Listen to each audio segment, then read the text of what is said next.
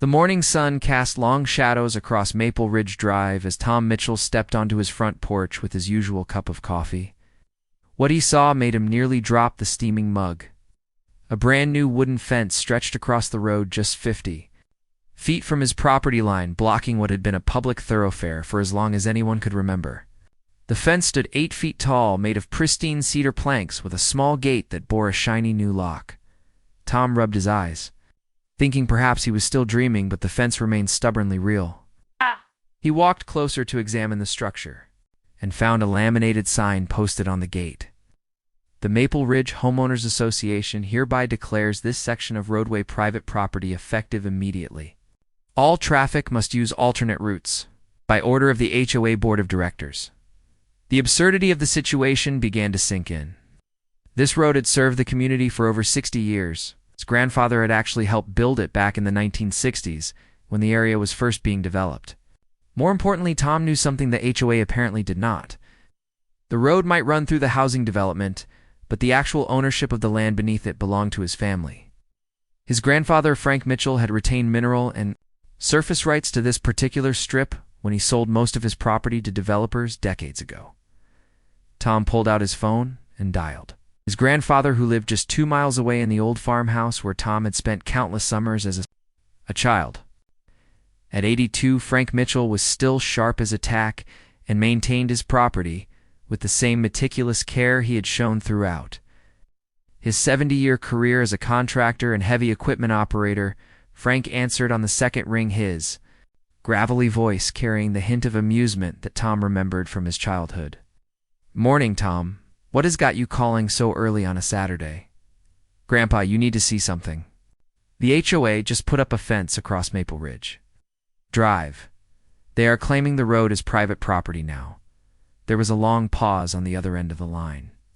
Tom could almost hear the gears turning in his grandfather's mind. The old man had dealt with bureaucrats, land developers, and government officials for most of his adult life, and he had little patience for people who overstepped their authority. "Is that so?" Frank said slowly. "Well, I suppose they forgot to check who actually owns that particular piece of ground. You remember the story I told you about when I sold this land back in '63? Tom remembered bits and pieces, but he had been young when his grandfather first explained the complex land deals that had transformed the rural area into a suburban neighborhood. Frank had been smart enough to retain ownership of certain key parcels, including the roadway that now bore the HOA fence. "Why don't you come over and we will pull out the old property documents," Frank suggested. "I think it is time these folks learned a thing or two about property rights and what happens when you assume things that aren't true." An hour later, Tom sat in his grandfather's kitchen watching the old man spread yellowed papers across the large oak table. Frank had kept meticulous records of every transaction, every survey, and every legal document related to his property dealings. Proof was right there in black and white, recorded at the county courthouse, and never legally transferred to anyone else. "Here it is," Frank said, pointing to a survey map dated 1963. "I retained ownership of this 60-foot right-of-way, specifically to ensure access to the back portion of my property. The developers wanted to buy everything, but I was not about to let myself get landlocked. Smart thinking on my part, as it turns out." Tom studied the documents, noting how his grandfather had essentially created a permanent easement through his own retained property rights. The road that the HOA had just blocked belonged to Frank Mitchell and had never been deeded over to the county or the homeowners association. "So what do we do now?" Tom asked, knowing his grandfather well enough to recognize the calculating look in his eyes. "Well, first we are going to pay a visit to this HOA board and explain the situation to them like civilized people," Frank said with a slight smile. "If they want to be reasonable about this, we can work something out.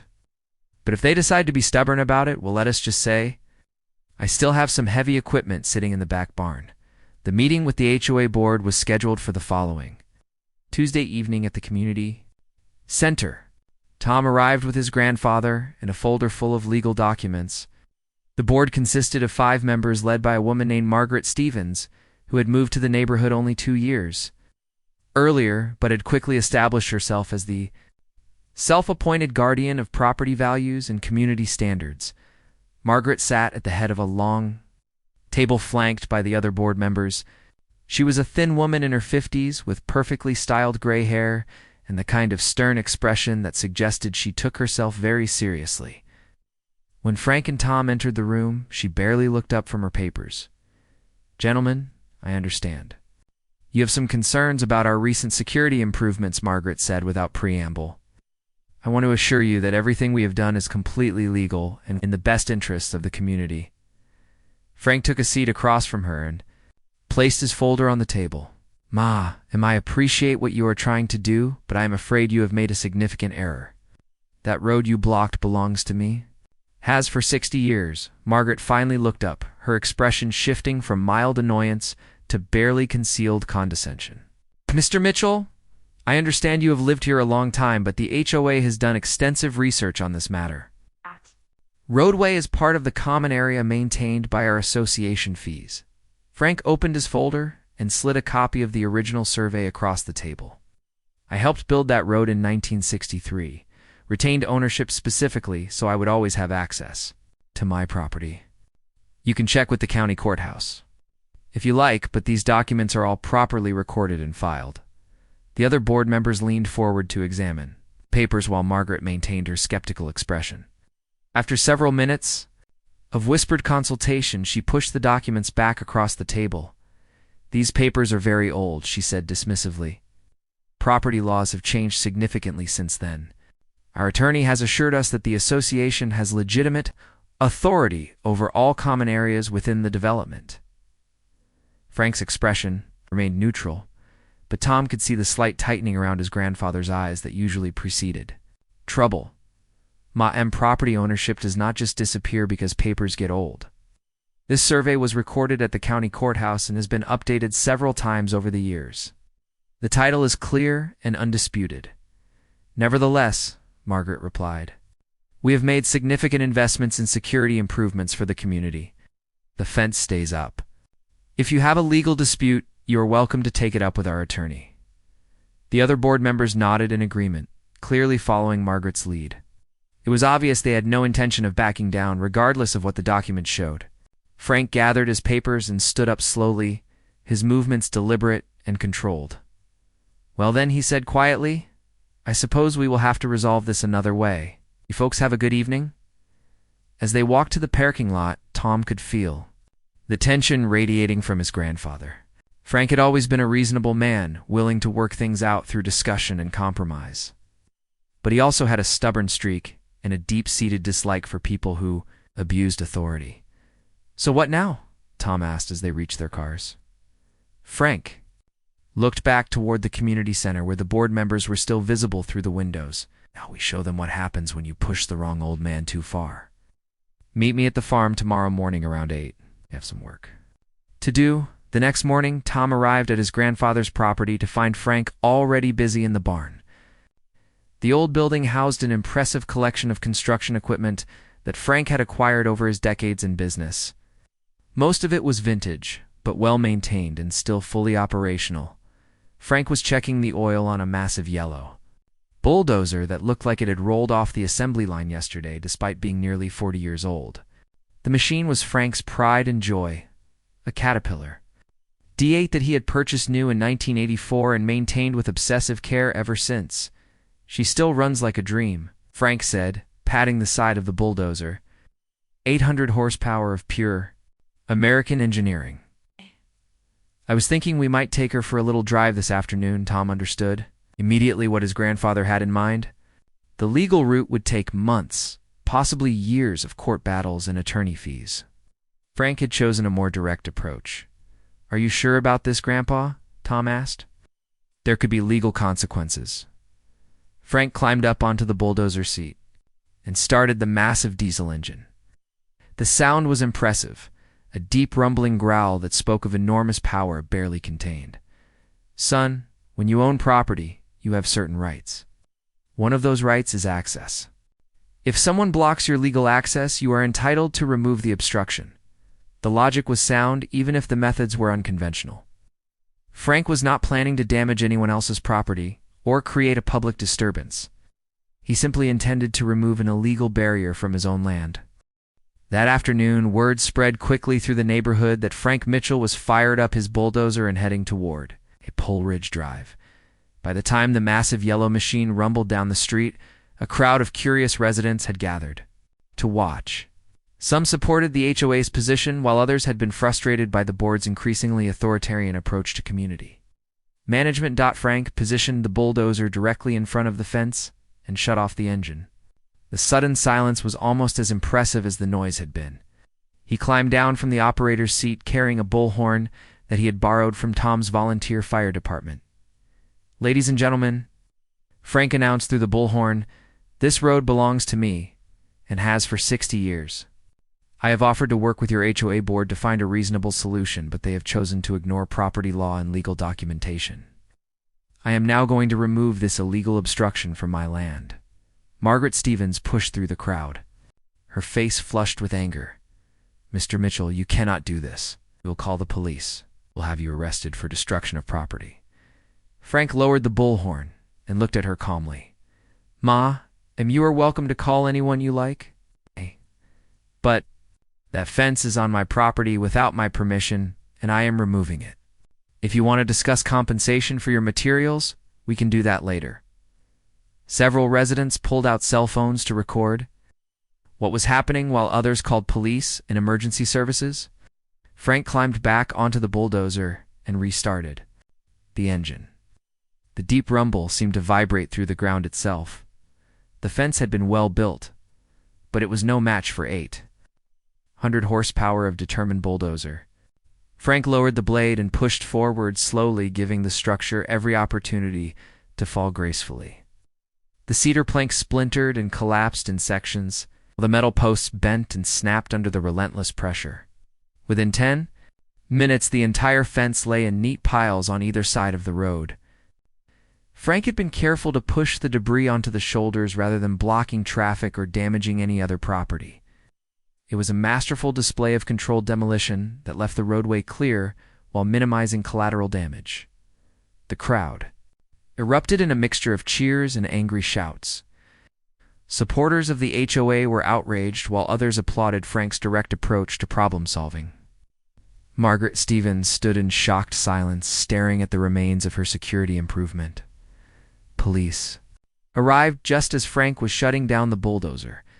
2 patrol cars pulled up, followed by a fire truck and an ambulance that someone had apparently requested out of an abundance of caution.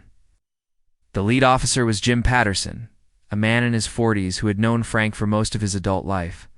"Frank, what in the hell are you doing?" Officer Patterson asked, though his tone suggested more amusement than anger. "Removing an illegal obstruction from my property," Jim Frank replied, climbing down from the bulldozer. "Mrs. Stevens here put up a fence without checking who owned the land underneath it. Officer?" Patterson looked at the pile of debris, then at Margaret, who was gesturing frantically and demanding that Frank be arrested immediately. The officer held up his hand for silence while he examined the survey documents that Frank produced from his shirt pocket. After several minutes of study, Officer Patterson handed the papers back to Frank. "Looks like everything is in order here," he said. "Property. Owner has the right to remove illegal structures from his land.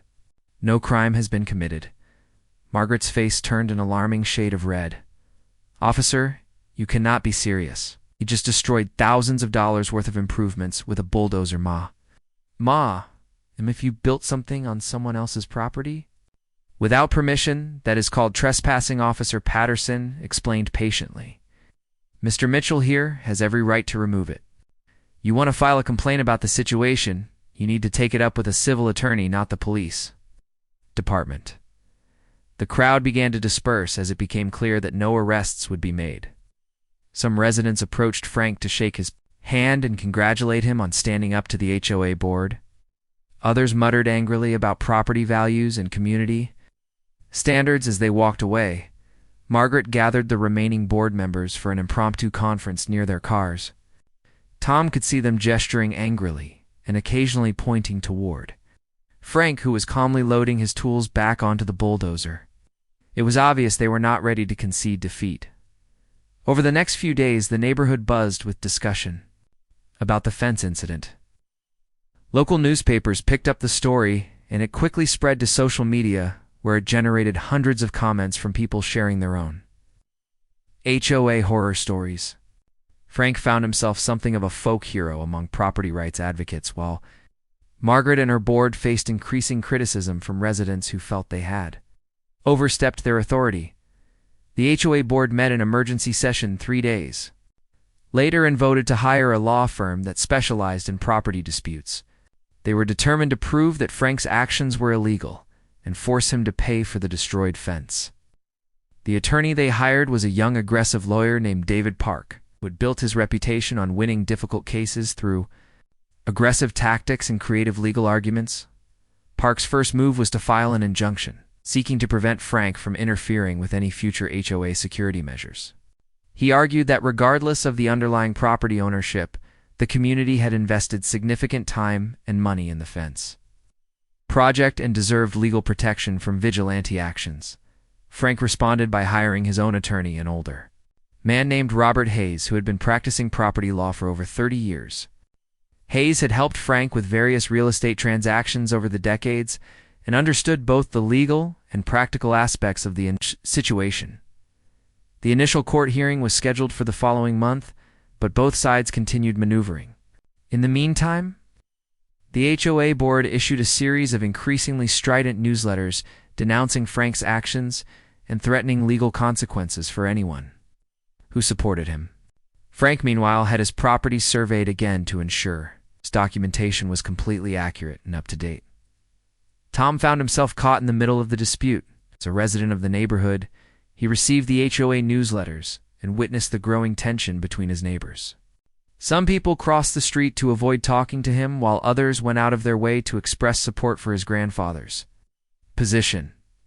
The situation escalated when Margaret Stevens decided to take matters into her own hands. Unable to wait for the legal system, she organized a group of volunteers to rebuild the fence using donated materials and weekend labor.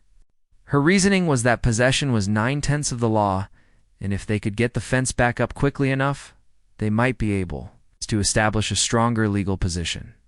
The reconstruction effort began early on a Saturday morning with about 20 volunteers, including most of the HOA board members and their families. They worked efficiently, installing new posts and hanging cedar planks, while keeping a careful watch for any sign of Frank and his bulldozer. Frank had indeed noticed the activity but chose not to intervene immediately. Instead, he spent the morning making phone calls to various county offices and reviewing his legal options with Robert Hayes. By noon, he had confirmed what he already suspected: the new fence was just as illegal as the first one. This time, Frank decided to take a more measured approach. Instead of firing up the bulldozer, he loaded a chainsaw and some hand tools into his pickup truck and drove to the fence site. A small crowd had gathered to watch the confrontation, but Frank ignored them and went to work methodically cutting down the new fence, one post at a time. The process took about 2 hours, during which Margaret Stevens called the police twice and threatened to file criminal charges for destruction of property. The responding officers examined Frank's documentation and once again concluded that he was within his rights to remove structures from his own land. By the time Frank finished his work, the rebuilt fence lay in neat piles beside the road. This time, however, he loaded the salvageable materials into his pickup truck, rather than leaving them for the HOA to collect. If they wanted to keep building illegal fences on his property, he reasoned they could at least provide their own materials. The second destruction of their fence seemed to break something in the HOA board. Margaret Stevens called an emergency meeting for that evening and invited all residents to attend. The community center was packed with angry homeowners who demanded action against what they saw as Frank's continued aggression. Margaret took the podium and delivered an impassioned speech about property rights, community standards, and the rule of law. She painted Frank as a dangerous vigilante who was undermining the very foundations of civilized society. The fence, she argued, was a necessary security measure that protected everyone's property values and quality of life. Several residents spoke in support of the HOA position, arguing that Frank's actions were setting a dangerous precedent that could lead to chaos and vigilante justice throughout the community.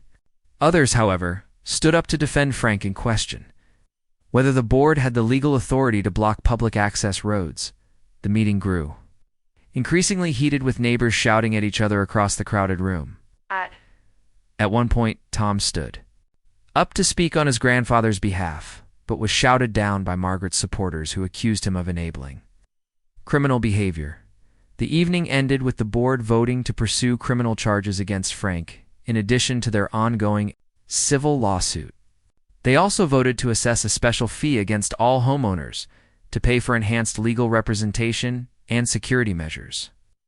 The assessment would add $50 to everyone's monthly HOA dues until the legal costs were recovered, Frank learned about the board's decision from Tom, who attended the meeting and reported back afterward.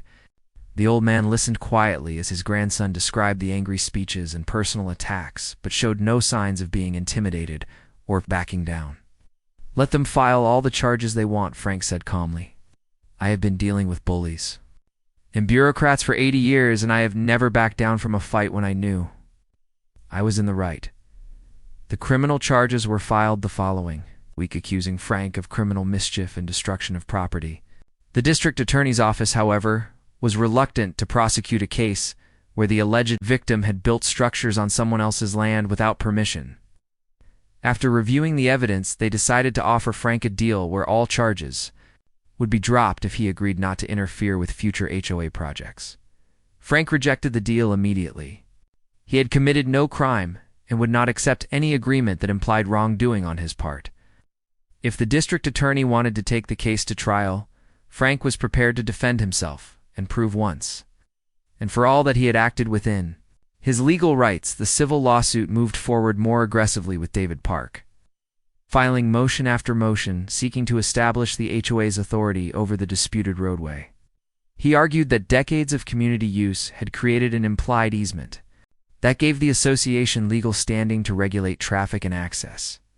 He also claimed that Frank's actions constituted a public nuisance that warranted damages and injunctive relief.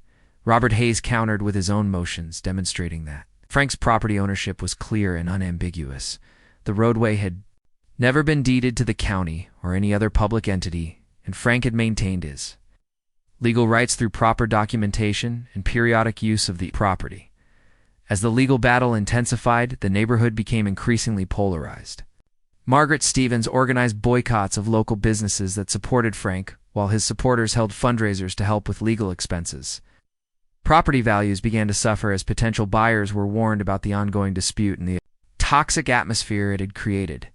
The situation reached a breaking point when someone vandalized Frank's property by spray painting threats on his barn and slashing the tires on his pickup truck. Frank reported the incident to police, but no arrests were made. The vandalism seemed to energize his supporters, however, who organized volunteer patrols to watch his property and ensure his safety.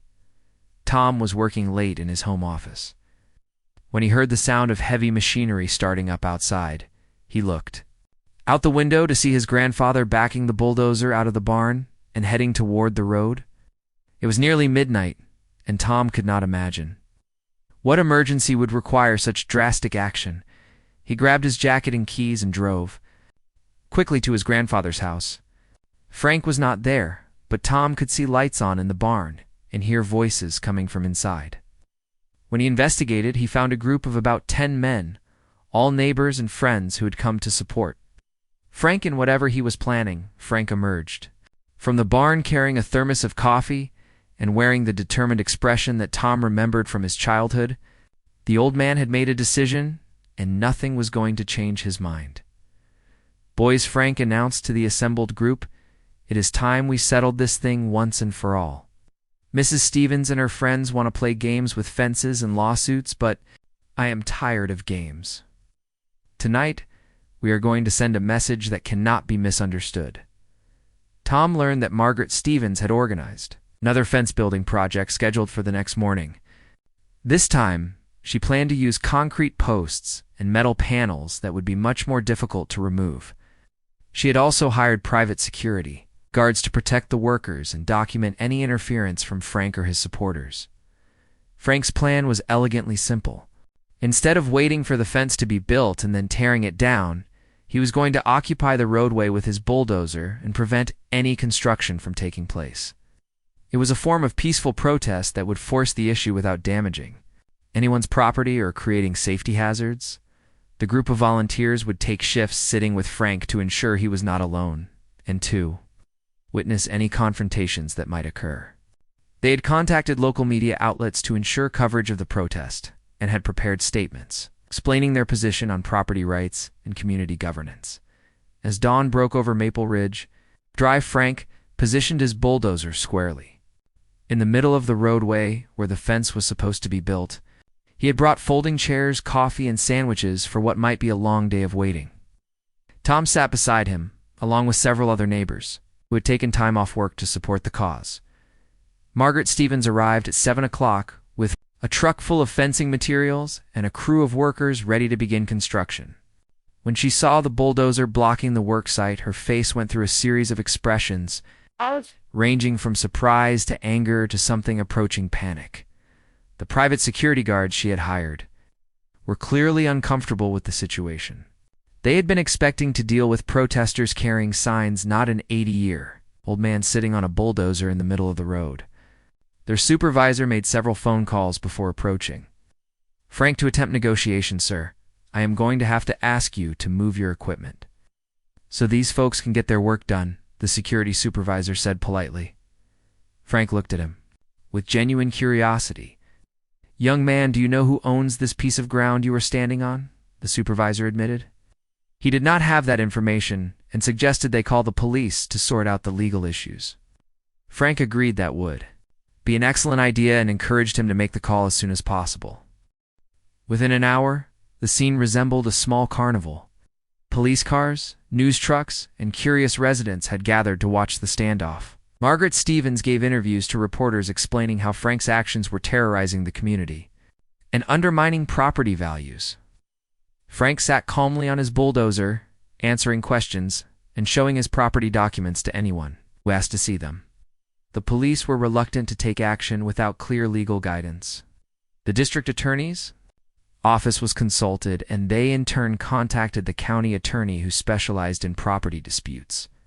After several hours of consultation and document review, the authorities reached a conclusion that surprised no one who understood the legal issues involved.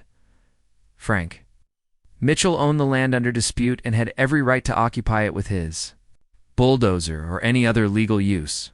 HOA had no authority to prevent him from using his own property, and any attempt to do so could constitute harassment or trespassing. Margaret Stevens was furious with the police response and demanded that someone in authority take action against what she called Frank's criminal behavior. When no arrests were forthcoming, she threatened to contact state officials and federal authorities who might be more willing to enforce the law. The standoff continued for 3 days, with Frank and his supporters maintaining their vigil, while the HOA board grew increasingly desperate for a solution. Media coverage had spread beyond the local area, and the story was being picked up by national news outlets as an example of HOA overreach and grassroots resistance. Property law experts interviewed by reporters uniformly supported Frank's position, while community association advocates struggled to explain why the HOA had acted without verifying property ownership. The board found itself defending an increasingly unpopular position, while facing criticism from residents who blamed them for the negative publicity. On the 4th day, Margaret Stevens announced that the HOA board had voted to suspend the fence project pending resolution of the legal disputes. It was presented as a temporary measure designed to reduce tensions, but everyone understood it was actually a surrender disguised as compromise. Frank accepted the board's decision graciously, but made it clear that any future attempts to block his roadway would be met with similar resistance. He drove his bulldozer back to the barn, accompanied by cheers from supporters and angry shouts from HOA loyalists. The legal proceedings continued for several more months, but the outcome was never really in doubt. Frank's property ownership was clearly documented and properly recorded, while the HOA's claims were based on assumptions and wishful thinking rather than illegal documentation.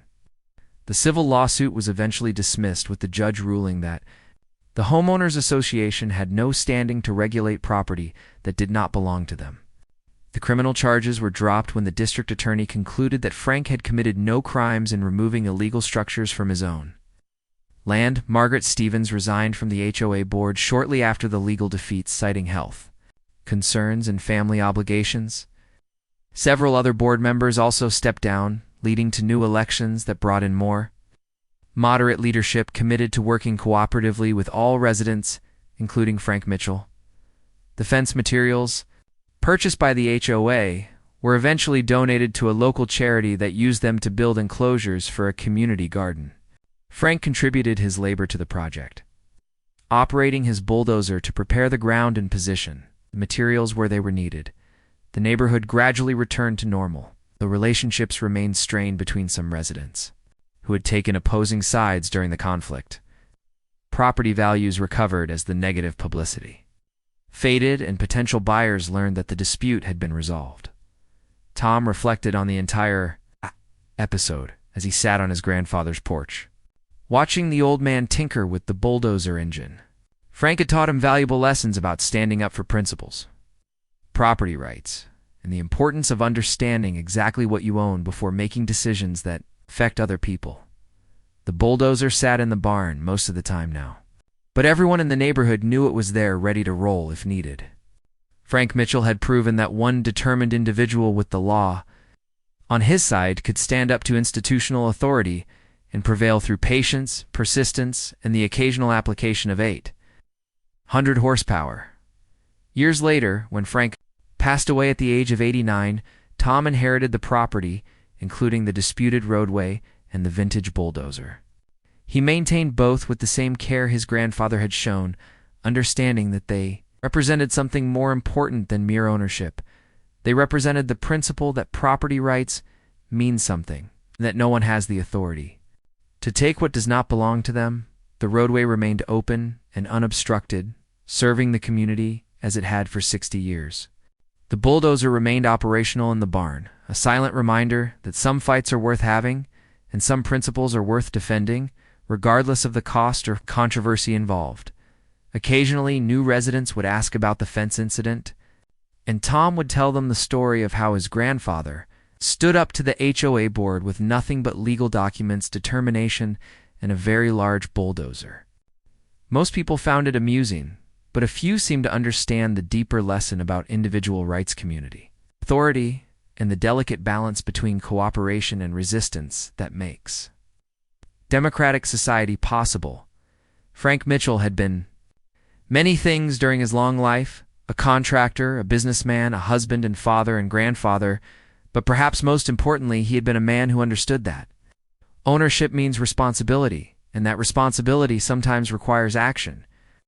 His legacy lived on in the open road, the well-maintained equipment, and the knowledge that ordinary people can make extraordinary differences when they have the courage to stand up for what is right.